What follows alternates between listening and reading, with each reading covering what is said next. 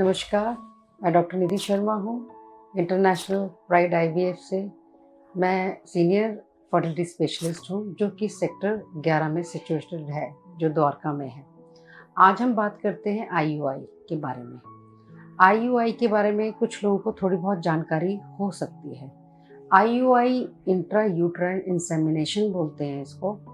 इसमें जो है स्पर्म हस्बैंड के तैयार किए जाते हैं, उधर अंडे तैयार किया जाता है, जो अंडा फूट जाता है फिर स्पर्म का सैंपल डाल दिया जाता है। अब ये आईयूआई का फ़ायदा किसको है और ये प्रोसीजर होता कैसे है? आईयूआई से क्या हेल्प मिलती है? आईयूआई से हेल्प ये मिलती है कि स्पर्म जब हम यूट्रस के अंदर डालते हैं तो फर्टिलाइजेशन ईजी हो जाता है। आईयूआई जब हम करते हैं तो वो स्पर्म की गति बढ़ा देता है। तो इसलिए जो पेशेंट हैं, जो कि ज़्यादा साल नहीं हुए इनकी शादी को, ट्यूब्स खुली हुई हैं और स्पर्म काउंट ठीक है, उन पेशेंट्स को आईयूआई से फ़ायदा हो सकता है। अब आईयूआई किन लोगों को कराना चाहिए? सबसे पहले जिनकी ट्यूब्स खुली हो, वो जिनका कोई कारण नहीं है। हमने देखा कि हस्बैंड के भी स्पर्म काउंट ठीक है, वाइफ का भी सब ठीक है, लेकिन एग्स में ओवुलेशन में प्रॉब्लम आ रही है, तो उसमें आईयूआई से फ़ायदा हो सकता है। किसी को इजैकुलेटरी प्रॉब्लम है, सेक्सुअल डिस्फंक्शन है, उसमें फ़ायदा हो सकता है। कुछ हद तक स्पर्म काउंट कम है, माइल्ड जिसको ओलिगोस्पर्मिया कहते हैं, उसमें अगर माइल्ड वाले हैं उनको फ़ायदा हो सकता है, लेकिन जिनको ज़्यादा स्पर्म काउंट लो है उनको आईयूआई से फ़ायदा नहीं होता। तीसरी चीज़ इसमें आती है, जहाँ पर किसी लेडी के सर्विक्स यानी यूट्रस के माउथ पर हस्बैंड के स्पर्म के अगेंस्ट एंटीबॉडीज़ डेवलप हो चुकी हो, जो स्पर्म को अंदर नहीं जाने देती हैं, उनको आईयूआई से फ़ायदा हो सकता है।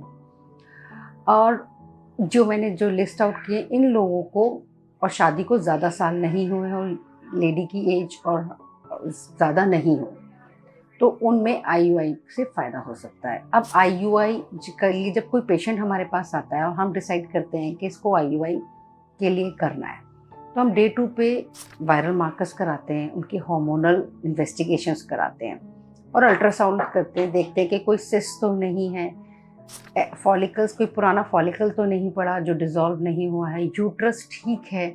हम उनको मेडिसिन शुरू करते हैं एग बनाने की और रेगुलर मॉनिटरिंग, फॉलिकल मॉनिटरिंग करते हैं। अल्ट्रासाउंड से देखते हैं कि फॉलिकल बन रहा है कि नहीं। फॉलिकल का साइज़ जब 18 to 20 mm हो जाता है तो उनको एग रप्चर के लिए इंजेक्शन दिया जाता है और आईयूआई के लिए बुलाया जाता है 36 to 40 आवर्स के अंदर। जिस दिन आईयूआई होना होता है पेशेंट को, उस दिन सेमेन प्रोसेस होता है, हस्बैंड को बुलाया जाता है, सेमेन प्रोसेस होता है, जो कि करीब 1 से 1.5 घंटे का प्रोसीजर है। जब सेमेन प्रोसेस हो जाता है, वॉश कर लिया जाता है, तो सेमेन को एक पतले कैथेटर में वॉश सेमेन को इंजेक्ट करते हैं अंदर यूट्रस के अंदर। जब ये करीब प्रोसीजर 2 से 3 मिनट का है, जब अंदर हमने सीमेंट डाल दिया, पेशेंट को 15 से 20 मिनट का रेस्ट करने के लिए बोलते हैं। ये एक ओपीडी प्रोसीजर है, इसमें कोई एनेस्थीसिया की रिक्वायरमेंट नहीं होती, कोई हॉस्पिटल स्टे की रिक्वायरमेंट नहीं होती है। पेशेंट आधे घंटे के रेस्ट के बाद अपने घर जा सकता है और अपनी day to day activity resume कर सकता है, ऑफिस जाना, काम करना, सब कर सकता है आईयूआई के बाद। कुछ मेडिसिन दी जाती हैं आफ्टर आईयूआई 15 दिन के लिए, सपोर्टिव मेडिसिन होती हैं, और 15 दिन के बाद प्रेगनेंसी टेस्ट के लिए बोला जाता है। अब किन में आईयूआई का कोई फ़ायदा नहीं है, जिसमें हमें नहीं करना चाहिए आईयूआई? जिनकी ब्लॉक ट्यूब्स हैं उनको आईवीएफ के लिए बोलना चाहिए।